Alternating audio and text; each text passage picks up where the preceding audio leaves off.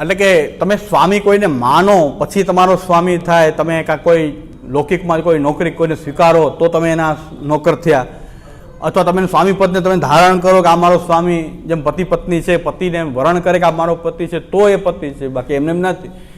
એ બધા નિસર્ગ પતિ નથી. એ તો માનો, એને ધારણ કરો, એની સાથે જોડાઓ, કાંઈ કોન્ટ્રાક્ટ કરો તો તમે સ્વામી સેવક ભાવ થયો. પણ કોઈ માને કે ન માને, બધું જ બ્રહ્મના જીવ માત્ર ભગવાનનો અંશ છે, એ અંશી છે. તો અંશ અને અંશીનો જે સંબંધ છે તો નિસર્ગ સંબંધ છે. માનીએ તો દૈવી, ન માનતા હોય આસુરી. પણ આસુરીનો ભગવાન નથી એવો થોડો જ છે. ભગવાન એનો પણ સ્વામી છે, પણ એ સ્વીકારતા નથી સંબંધને. આપણે સ્વીકારીએ છીએ કે આપણા આપ સ્વામી સદા હું દાસ છે. એ નિસર્ગ સંબંધ ગુસાઈજી એમ આજ્ઞા કરી રહ્યા છે કે આ નિસર્ગ સંબંધ છે, તમે માનો કે ન માનો એ તો આપણો સ્વામી છે જ. એ સ્વામીની સેવા કરવી જ આપણું કર્તવ્ય છે. અંશીના અંશ જે છે, અંશી તરફ ઝૂકે એ જ કર્તવ્ય છે. એના સિવાય બીજો કોઈ સ્વધર્મ છે જ નહીં. જો આત્મા પરમાત્માના સંબંધથી જો તો સ્વધર્મ ભગવત સેવા જ છે. એ નિસર્ગ પ્રભુ એ ગોકુલાધીશ ચરણ કમલ દાસ્ય મેવ સ્વધર્મ. શ્રી ગુસાઈજીની કેમ કાંઈક ગુસાઈજીનો યાદ તો કરવા જોઈએ. તો મને યાદ આવી ગયું કે આપણે એક ભગવત સેવા શ્રી ગુસાઈજી આમ આજ્ઞા કરી રહ્યા છે. એ શ્રી ગુસાઈજી એમ આજ્ઞા કરી રહ્યા છે કે મંત્રોપાસન વૈદિક તાંત્રિક દીક્ષા અર્ચનાદિ વિધિભિર યહ અસ્પૃષ્ટો રમતે નિજ ભક્તેશુ સમય અસ્તુ સર્વસ્વમ. શ્રી ગુસાઈજી આજ્ઞા કહે છે અમારો પ્રભુ જે કૃષ્ણની અમે સેવા કરીએ છીએ, મંત્ર વૈદિક મંત્રો એની ઉપાસનાની જે પદ્ધતિ, એની કોઈ દીક્ષાની પદ્ધતિઓ, વૈદિક દીક્ષાની પદ્ધતિ, વૈદિક ઉપાસનાની પદ્ધતિ, વૈદિક મંત્ર, એ અર્ચન, એ પૂજા, તંત્ર માર્ગમાં બતાવેલી પૂજા, તો મંત્રોપાસન વૈદિક તાંત્રિક દીક્ષા અર્ચનાદિ વિધિભિર યહ અસ્પૃષ્ટો રમતે નિજ ભક્તેશુ સમય અસ્તુ સર્વસ્વમ. અમારો જે ઠાકોરજી જે છે, જે પ્રભુની અમે સેવા કરી રહ્યા છીએ, જાનિત પરમમ તત્વમ યશોદોત્સંગ લાલિતમ. એ પરમ તત્વ યશોદોત્સંગ લાલિત પરમ તત્વ જે છે, એ પરમ તત્વ જે છે એ વૈદિક મંત્રો, એની ઉપાસના, એની કોઈ દીક્ષા, કોઈ તાંત્રિક મંત્રો, તાંત્રિક દીક્ષા, એની ઉપાસનાની પદ્ધતિ, એ પૂજાની પદ્ધતિ, આ કોઈ પદ્ધતિથી તમે એને પામવાની કોશિશ કરો, એને પકડવાની કોશિશ કરો, તેનો સ્પર્શ પણ ન થઈ શકે. આવો ભગવાન, એ ગુસાઈજીની કેટલી સ્પિરિટ છે ઠાકોરજી પ્રત્યેની. શ્રી ગુસાઈજી સાક્ષાત પૂર્ણ પુરુષોત્તમ, સાક્ષાત શ્રી ગુસાઈજી. તો શ્રી ગુસાઈજીની સ્પિરિટ છે કે મંત્રોપાસન વૈદિક તાંત્રિક દીક્ષા અર્ચનાદિ વિધિભિર ય અસ્પૃષ્ટો રમતે નિજ ભક્તેશુ સમય અસ્તુ સર્વસ્વમ. મંત્ર ઉપાસનાની પદ્ધતિઓ, વૈદિક તાંત્રિક દીક્ષા અર્ચનોની પદ્ધતિઓ જેના સ્પર્શ પણ ન કરી શકે, એ અસ્પૃષ્ટો રમતે નિજ ભક્તેશુ, એ તો પોતાના ભક્તો વચ્ચે જ રમણ કરે છે. જ્યાં ભક્તિ છે, ગાંડા ઘેલા જેવી જો ભક્તિ છે, તો મંત્ર ઉપાસના દીક્ષા અર્ચનાની વિધિથી સ્પષ્ટ ન કરી શકે. એ ભક્તો વચ્ચે રમણ કરે છે, ભક્તોની સાથે જે રમણ કરે છે. એ ભક્તિ પાછી કેવી હોવી જોઈએ, એની માટે ગુસાઈજી આજ્ઞા કરી કે ભક્તિ કેવી, ભક્તિ કેને કહેવાય? તો ભક્તિ એને કહેવાય કે એ પણ નિસર્ગ પ્રભુ પ્રત્યે અંશંશીના તાદાત્મ્યને કારણે પ્રકટ થતી હોય ભક્તિ. કે કોઈ કારણ નહીં, કોઈ મહાત્મ્યને, કોઈ કાંઈ કારણોને કારણે નહીં, કોઈ શરતને કારણે નહીં, કોઈ ઉપાધિને કારણે નહીં, પણ બસ મારો આ આની પ્રત્યે એક ખેંચાણ છે, આ મારું સર્વસ્વ છે, એ મારો અંશી છે, હું એનો અંશ જ છું, એની તરફ હું ખેંચાઈ રહ્યો છું. એવા ભાવથી જે કોઈ ભગવાન તરફ ખેંચાતો હોય, લોચુંબકની જેમ એ લોખંડ આકર્ષાતું હોય, એ ભગવાન તરફનું કોઈ આકર્ષણનું કોઈ કારણ નથી. શું કામ? ભગવાન આપણે હિલગના પદમાં આવે છે કે પ્રીત કરી કાવું ને સુખ ના લીનો. આ માર્ગ તો એવો કઠિન છે કે આમાં કોઈ સુખ તો મળ્યું જ નથી, કોઈને સુખ નથી મળ્યું, તો છતાં કારણ શું છે? છૂટતું નથી. એ પ્રીત કરી કાવું ને સુખ ના લીનો. તો આ ભગવાન સાથે પ્રીત કરવાથી કઈ ફાયદો કોઈને થયો નથી, વ્રજભક્તો નથી થયો, કોઈને ફાયદો, બધા દુઃખી થયા, છતાં પણ છૂટતું નથી. તો એ પ્રકારની જેવા દુઃખી થાય તો પણ ભગવાન પ્રત્યેનું આકર્ષણ છૂટે નહીં. એ ભક્તિ છે. એ ભક્તિ છે કે બસ ગમે કારણ શું છે ખબર નથી, પણ ખેંચાઈ રહ્યા છીએ, એની અંદર અમે ખેંચાઈ રહ્યા છીએ. તો એ ભક્તિ છે. અને એવી જો ભક્તિ હોય તો ભગવાન તો ત્યાં જ રમણ કરે છે, બીજે ક્યાંય રમણ કરતો નથી. નિજ રમતે નિજ ભક્તેશુ સમે અસ્તુ સર્વસ્વમ. એ મારું હંમેશા સર્વસ્વ બની જાઓ, મને બીજું કાંઈ સર્વસ્વ લાગે નહીં આના સિવાય. સમય અસ્તુ, એ મારો હંમેશા સર્વસ્વ બનીને રહો. ગુસાઈજી એમ આજ્ઞા કરે છે કે મારો આ સર્વસ્વ રહો. કારણ કે ગુસાઈજી પૂર્ણ પુરુષોત્તમ, પણ પૂર્ણ પુરુષોત્તમની વાણી જો એ પૂર્ણ પુરુષોત્તમ એમ કહી રહ્યા છે કે આ ભગવાન શ્રી કૃષ્ણ જે છે, પરમ તત્વ યશોદોત્સંગ લાલિત જે છે, એ મારું સર્વસ્વ છે. એટલે એ પૂર્ણ પુરુષોત્તમ છે. કારણ કે પૂર્ણ પુરુષોત્તમ એવા જોડાયેલા છે ગુસાઈજી કે એને સર્વસ્વ માની રહ્યા છે. ગુસાઈજીનું ચરિત્ર જુઓ, ભગવત ભજન ગુસાઈજીએ કર્યું છે. ભગવત ભજન જે છે, ગુસાઈજીએ ભગવત ભજન કર્યું છે. અદ્ભુત ભગવત ભજનની આસક્તિ શ્રી ગુસાઈજી આપ સેવા કરી શીખવે શ્રીહરિ, આવો કોઈ ગુરુ કોઈને મળે નહીં. ગુસાઈજી પૂર્ણ પુરુષોત્તમ છે, પણ કાંઈ બીજું નથી કર્યું. પોતાના ઠાકોરજી નવનીત પ્રિયાજીની સેવા કરી અને શ્રી ગુસાઈજી દોડતા પાછા જતીપુરા પધારે, ત્યાં સીધા અપ્રસ કરીને શ્રીનાથજીનો જે સમય હોય એ સમયમાં એ સેવામાં પધારી જાય. પાછી બધી સેવા કરીને પર્વત નીચે ઉતરે અને વૈષ્ણવ પાસે થોડીક વાર બિરાજે, ભોજન કર, વિશ્રામ છીનક લે, પાછી ઉત્થાપન પહેલા પાછા જાગીને બિરાજી જાય અને પાછી સુબોધનીની કથા અને ગ્રંથની કથા કરે. ગુસાઈજી ઉત્થાપનનો સમય થાય, ગુસાઈજી પાછા પધારી જાય સેવામાં, પાછા શ્રીનાથજીની સેવામાં પધારે, ત્યાંથી સેન કરીને પાછા પધારે, સેન કરીને પાછા પધારીને ફરી પાછી કથા કરે. અને પાછી કથા કર્યા પછી એમના સેવકો પણ નિરંતર કથાનો વિચાર કરતા હોય. મધ્યરાત્રિએ ગુસાઈજી કોઈ દેહ ધર્મ માટે બહાર પધારે તો ચાચાજી ઊભા હોય કે આ શ્લોક સમજાતો નથી. ગુસાઈજી આખી રાત એ શ્લોકનું વ્યાખ્યાન કરે, સવારે પાછા સેવામાં પધારી જાય. પાછું ફોડી ન જાય, થાકી ગયા ફોડી જાઓ. એટલે પોડા નહીં, મંગલા ના ઠાકોરજી સમય સુધી ચાચાજી પાછા પ્રશ્ન કરીને ઉભા હોય. આપણે કે હવે તો પ્રશ્ન મૂકો, આખી કથા કરીને તો પોયડો હતો ને પછી હજી પાછા રાતના 3 વાગે એમ કહો કે જે આ પ્રશ્ન સમજાતો નથી. તો ગુસાઈજી ત્યાં ઊભા હાથમાં ઝારી રાખી અને ચાચાજીને એ કોઈ જે પ્રસંગ ચાચાજીએ છેડો, ગુસાઈજીનો જવાબ આપે અને પાછા મંગલાનો સમય થઈ ગયો, સીધા મંગલામાં પધારી જાય.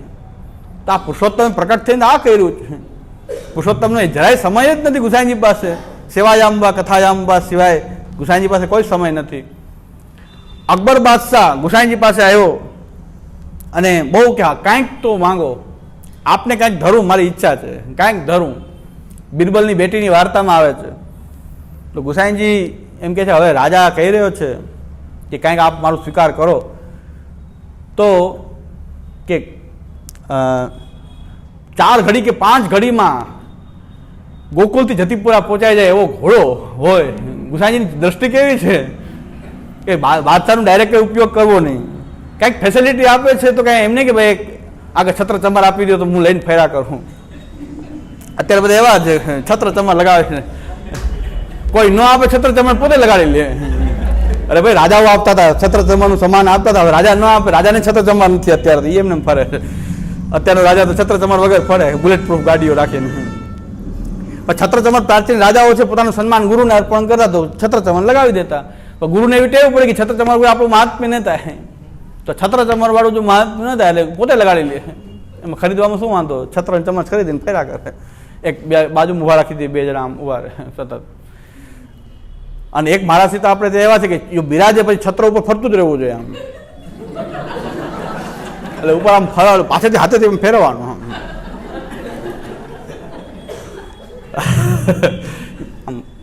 ફર્યા જ કરે. ચક્રમ ભમતી મસ્તકે કાલ ચક્ર.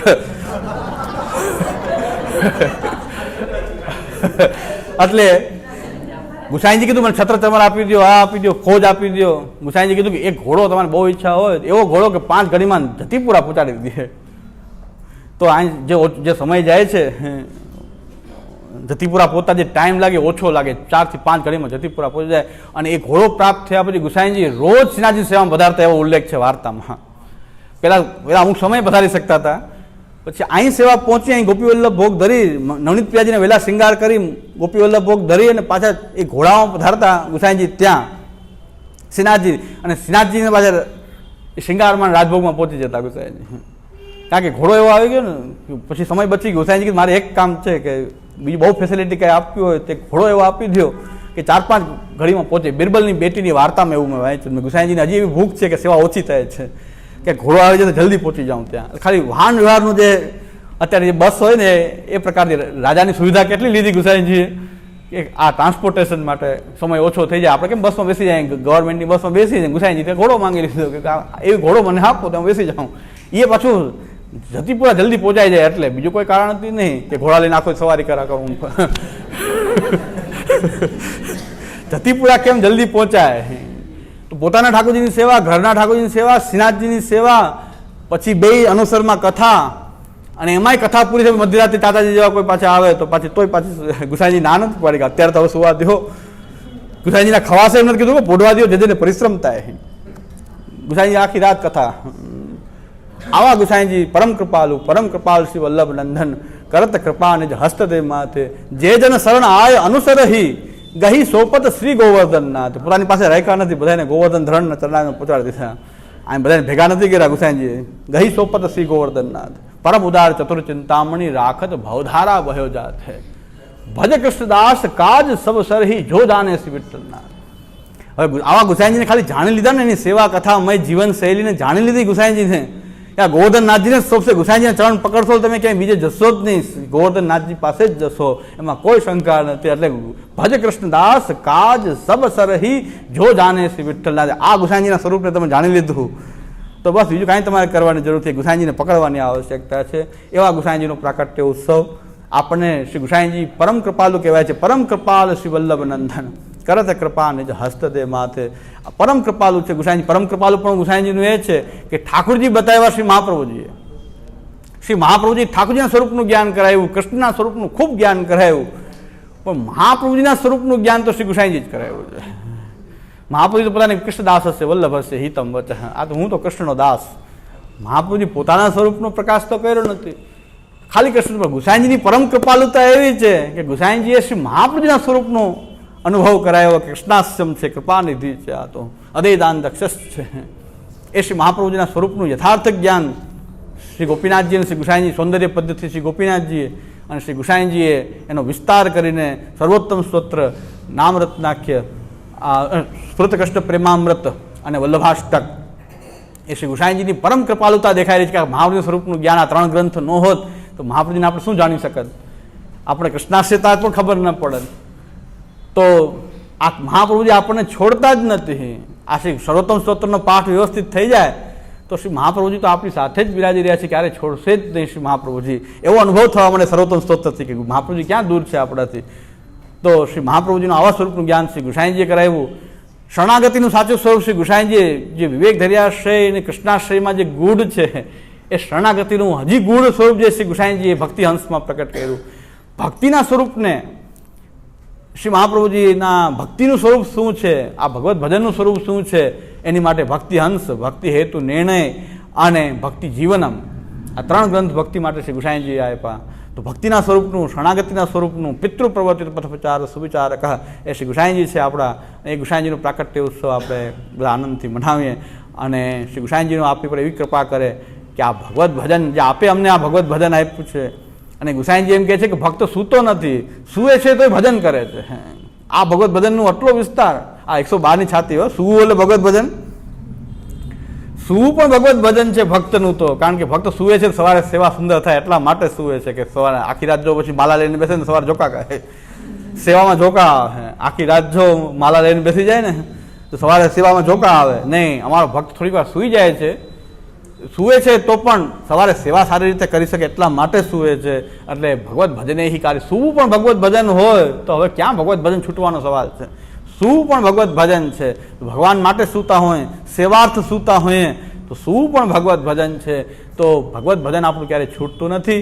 એ શ્રી ગુસાઈજી આપણને દૃષ્ટિ આપી, જીવીને બતાવ્યું છે. ગુસાઈજી બીજું પૂર્ણ પુરુષોત્તમ હોવા છતાં પણ જીવીને બતાવ્યું કે જલ્દી પોતાના ઠાકોરજીની સેવા, શ્રીનાથજીની સેવા, કારણ કે બે સેવા એમની ઉપર બિરાજતી હતી.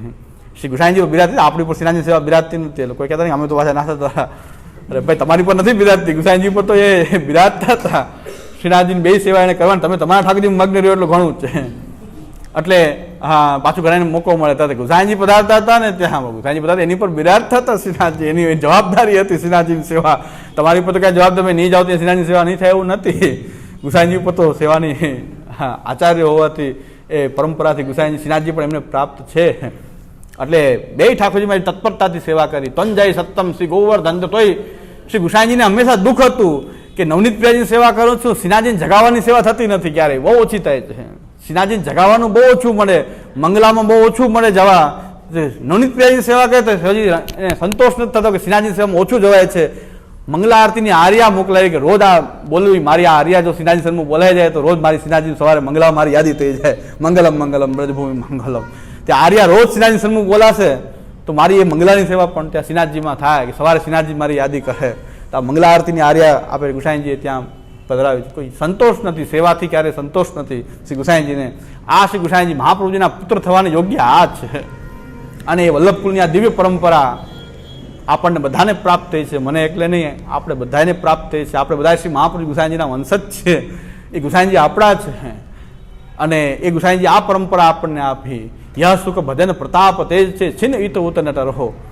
આ એ પરંપરા શ્રી ગુસાઈજી આપી. યુગ યુગ રાજ કરો શ્રી ગોકુલ, યુગ યુગ રાજ કરો. યહ સુખ ભજન પ્રતાપ તેજ તે છિન્ન ઈત ઉત નટ રહો. તમે ભજનનો એવો પ્રતાપ રહે કે તમે ક્યારે ભજનથી છિન્ન ઈત ઉત નટ રહો. આશીર્વાદ આપે છો વલ્લભકુલને કે વલ્લભકુલ તમે એવા બનો કે ભજનનો આજે ઈત ઉત ન ટરો, જરાય તમે એમાંથી હલો નહીં, સેવા અને કથામાંથી તમે જરા પણ હલો નહીં. એવો ભજનનો પ્રતાપ બતાવો. એવો ભજનનો પ્રતાપ જો વલ્લભકુલ બતાવશે તો આ સૃષ્ટિમાં કોઈ દિવસ ક્યારેય પણ ભક્તિવિહીન વાતાવરણ હોઈ શકે જ નહીં. પણ ભજનનો પ્રતાપ બતાવો તો પછી ગોકુળ યુગ રાજ કરો, યુગ યુગ રાજ કરો શ્રી ગોકુલ, યુગ યુગ રાજ કરો. યહ સુખ ભજન પ્રતાપ તેજ તે છીન ઈત ઉત. આપણી અંદર તેજ બીજું કંઈ નહીં, ભજનના પ્રતાપનું તેજ હોવું જોઈએ. તિલક હરકું થયું હોય કે ન થયું હોય, ભજનનો પ્રતાપ હોવો જોઈએ. છત્ર તમારે લાગે તો પ્રતાપ બતાવે એવો પ્રતાપ નહીં. અમારો પ્રતાપ તો વલ્લભકુલનો પ્રતાપ એવો હોવો જોઈએ કે ગુસાઈજીનો બાલક એ ભગવત સેવાથી વિમુખ કેમ હોઈ શકે, ગુસાઈજીનો બાલક હોય એ ભગવત કથાથી કેમ વિમુખ હોઈ શકે, એવો ભજનનો પ્રતાપ. અને શ્રી ગુસાઈજી એવી કૃપા કરે વલ્લભકુલ ઉપર, આ વૈષ્ણવ ઉપર એવી કૃપા કરે કે બધા જ આવો ભજનનો પ્રતાપ બતાવે. આપ સેવા કરી શીખવે શ્રી હરિ, ભક્તિ પક્ષ વૈભવ સુદૃઢ કીધો.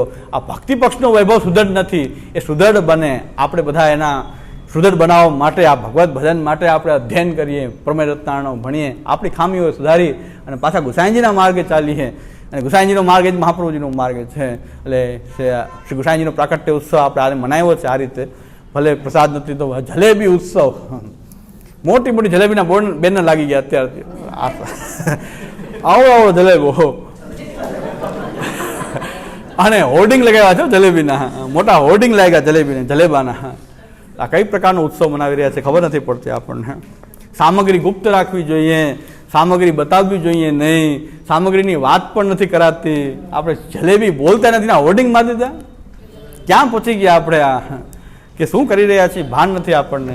કે સામગ્રીનું નામ નહોતું બોલાતું, ઘેરાની સામગ્રી કહેતા, કાચલીની સામગ્રી કહેતા. સામગ્રીનું નામ પણ આપણને ખબર બીજાને ન પડે, કારણ કે પ્રભુ જેના ભોગતા છે એ સામગ્રીનું નામ પણ બહાર ન પાડીએ. ઢાળાની સામગ્રી, ચકલા પાટિયાની સામગ્રી, આ બધા નામ આપણે પ્રકટ થયા છે. એનું કારણ એ છે ગુપ્ત રાખવું. સામગ્રી શું બની છે એ પણ ગુપ્ત રહેવી જોઈએ, એની બદલે બધું જ ખુલ્લું કરીને બતાવવું. તો આ ગુસાઈજીનો માર્ગ ન હોઈ શકે. આ કંઈક બીજો કોઈ ભ્રષ્ટ માર્ગ કોઈ ચાલી રહ્યો છે. પ્રભુ આપણને બચાવ્યા છે અને બચાવેલા રાખે. અને શ્રી ગુસાઈજી મહાપ્રભુજીની કૃપા આપણી પર નિરંતર બની રહે. તમને કંઈ પ્રશ્ન હતો? બોલો.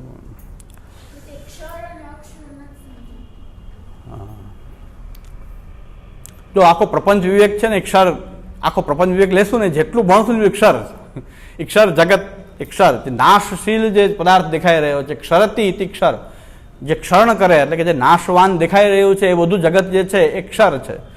જેનો નાશ નથી થતો, જે નિરંતર બનેલું જ રહે છે એ અક્ષર છે. અક્ષર એટલે જેનો નાશ ક્યારેય પણ ન હોઈ શકે. જગત તો ઉત્પન્ન થાય, નાશ થાય, એના પદાર્થો પણ ઉત્પત્તિ નાશશીલ હોય તો એ ક્ષર કહેવાય છે. ક્ષરણ થાય એ ક્ષર, અને અક્ષર જે છે એનું ક્ષરણ ન થાય એટલે કે નાશ ન થાય એ અક્ષર છે.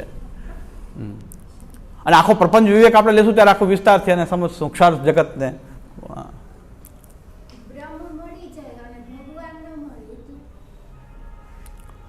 જ્ઞાન માર્ગીઓ છે બ્રહ્મમાં સ્થિત થઈ જાય છે, પણ ભગવાનથી તો વિમુખ રહે છે ને, કારણ કે ભગવાનના સ્વરૂપને એ ઈચ્છતા જ નથી. ઘણાને જો ટેસ્ટ કેના ઉપર છે એના ઉપર આધાર છે. ટેસ્ટ આપણો કેવો છે કે આપણને છાશ જોઈએ છે કે માખણ જોઈએ છે. છાશમાં માખણ હોય જ, પણ આપણે માખણ ન જોતું તેને અલગ કાઢશું નહીં. એક વૈષ્ણવ મને એમ કહેતા હતા કે અમે તો માખણ ધરતા જ નથી ઠાકોરજી. મેં કાંઈ વાંધો નહીં, આપણે કોઈ ન ધરી શકે, પણ કે છાશ અમે માખણ વાળી જોઈએ. અમે ઠાકોરજીને કહી દે કે માખણ મિશ્રી ભાવે આમાંથી લેવું તો એટલે ઉપરથી આમ લઈને ધરા લેવું હોય તો લે, અમે તો છાશ માખણ વાળી ધરી દે, ધરી શકાય, કાંઈ વાંધો નહીં. આપણને છાશથી સંતુષ્ટિ છે તો બ્રહ્મનો આનંદ તમે લઈ રહ્યા છો. બ્રહ્માત્મકનો આનંદ જે છે, બ્રહ્મ જે પ્રકટ, બ્રહ્મની અંદર જે એનું પુરુષોત્તમ રૂપ જે છે, માખણ જોઈએ છે, તો એ ભગવાન જે છે એમાંથી પ્રકટ થતું જે નવનીત જે છે એકત્ર કરો, અક્ષર બ્રહ્મને વલોવો, એનું એક જગ્યાએ એકત્રીકરણ થાય, ઘનીભાવ થાય, એ પુરુષોત્તમ છે, ભગવાન છે. તો બ્રહ્મ મળે પણ ભગવાન નથી મળ્યા, એનો મતલબ કે એને ભગવાનના સાકાર રૂપની કામના જ નથી, ખેવના જ નથી, ભાવના જ નથી. એ સંતુષ્ટ છે, છાશ આવી ગઈ, સંતુષ્ટ થઈ ગયા. માખણ જોતું જ નથી. તો જ્ઞાન માર્ગીઓ, જ્ઞાનીઓ જે છે એ અક્ષર બ્રહ્મમાં એ ભગવાન સુધી પહોંચવાની કોશિશ કરતા જ નથી. તો શું કામ મળે ભગવાન?